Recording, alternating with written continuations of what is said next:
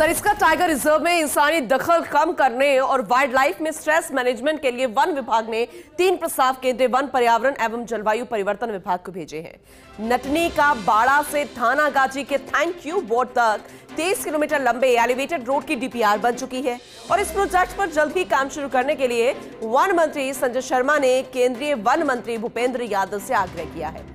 वैसे भी अब देश और प्रदेश के वन मंत्री दोनों ही अलवर से हैं। ऐसे में इस प्रोजेक्ट पर जल्द काम शुरू होने की उम्मीद है।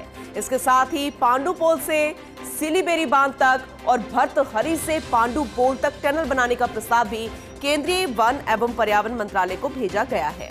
इसी तरह सिलीबेरी से पांडुपोल तक रोपवे का काम भी प्रस्ताव शामिल है। श्री पांडुपोल हनुमान मंदिर आने वाले श्रद्धालुओं के वाहनों को बारी रोकने और उनके निःशुल्क ई बस और 5 सीटर ई व्हीकल्स के संचालन को लेकर भी वन विभाग गंभीरता से विचार कर रहा है।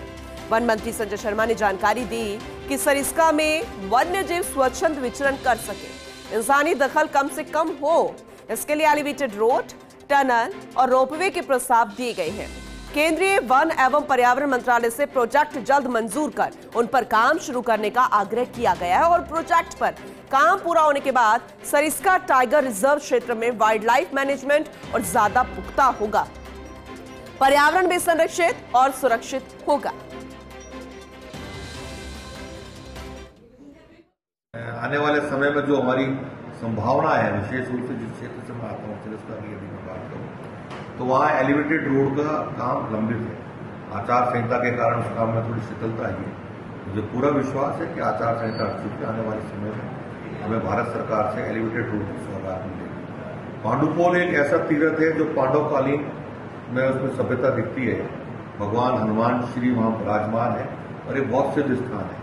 भर्तृनाथ का एक बहुत सिद्ध स्थान है जहाँ पर पूरे देश भर के श्रद्धालु आते हैं। चाहे पांडुपोल, चाहे भर्तृ जी का स्थान हो, चाहे नीलकंठ महादेव का स्थान हो, वो भी ऐसी मान्यता है कि पांडवों द्वारा ही स्थापित वो शिव मंदिर है। तो मेरा ये मानना है कि वन्य क्षेत्र में जहाँ एक और पर्यटक की व्यवस्था में भी सुधार होगा, वहीं दूसरी ओर श्रद्धालु धार्मिक स्थलों पर आके दर्शन भी कर सकेंगे। उसके लिए एलिवेटेड रोड का जो मापदंड है, सरिस्का जंगल सुरक्षित बाहर के बाहर जो नहीं जाना चाहते वो निकल जाए। एसोसिएट एडिटर निमल तिवारी जी भी हमारे साथ जुड़ चुके हैं फोन लाइन पर, उनसे ज्यादा जानकारी ले लेते हैं। निमल जी, अभी तक हम ये कहते हैं कि डबल इंजन की सरकार में बेहतर काम होता है। मानकर चले कि जो ये सरिस्का की फिजा बदलने के महत्वपूर्ण प्रोजेक्ट्स हैं, तो अलवर में डबल इंजन वाले मंत्री भी हैं, तो उम्मीद की जा सकती है बेहतर काम होगा।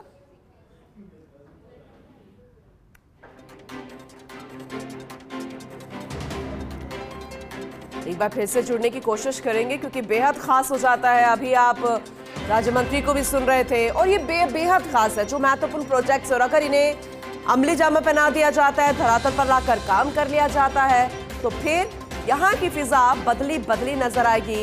यहाँ पर जो मंदिर है और जो घना अभ्यारण्य है और वन विभाग का एरिया है, वहां पर बहुत सारे बदलाव होते नजर आएंगे। एक बार फिर से जुड़ गए हैं एसोसिएट एडिटर निमल तिवारी जी, उनका रुख करते हैं। निर्मल जी, गुड मॉर्निंग, आवाज पहुंच रही है आप तक? बिल्कुल पूनम जी, वेरी गुड मॉर्निंग जी। सर, क्योंकि अभी तक हम यही कहते आए हैं कि डबल इंजन की सरकार होती है तो बेहतरीन काम होते हैं। मानकर चले सरिस्का की फिजा बदलने में डबल इंजन वाले मंत्रियों का भी एक महत्वपूर्ण भूमिका रहने वाली है, उम्मीद की जा सकती है अगर ये प्रोजेक्ट पर काम होता है? निश्चित तौर पर पूनम, अभी भी अगर इस प्रोजेक्ट पे काम नहीं होगा तो कब होगा? क्योंकि देश के वन मंत्री की बात करें या प्रदेश के वन मंत्री यानी भूपेंद्र यादव और संजय शर्मा दोनों ही इस समय तो अलवर से निर्वाचित हैं, तो निश्चित तौर पर सरिस्का की भी उम्मीद है, पूरे राजस्थान की उम्मीद है।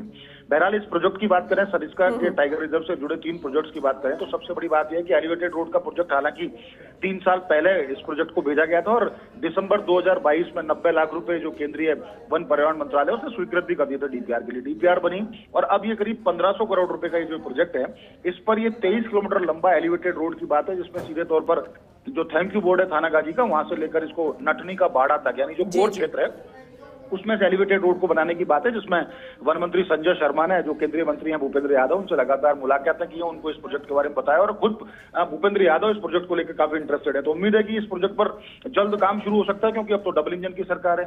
दूसरा जो प्रोजेक्ट है उसके सीधे तौर पर अगर उसकी बात करें तो इस प्रोजेक्ट को लेकर पांडुपौल से जो सीलीबेरी बांध तक है और भर्तरी से पांडुपौल तक, क्योंकि पूरा धार्मिक सर्किट है ये, इसमें लगातार वर्ष भर पर्यटकों का आना जाना लगा रहता है और सबसे बड़ा मेला भी भरता है भर्तरी का। तो इस स्थिति से निजात पाने के लिए वहां इंसानी दखल कम हो, कोर क्षेत्र में वन्य जीव खासकर बाघ को किसी तरह की परेशानी ना हो, उसको लेकर के यहाँ पर सुरंग बनाने की बात है, इसका प्रस्ताव भेजा है। साथ ही साथ सिलीबेरी से पांडुपौल तक एक रोप वे का भी प्रस्ताव भेजा है कि हवा में ऊपर से पर्यटक सीधे तौर पर। निर्मल जी, वाकई में बेहद महत्वपूर्ण प्रोजेक्ट है।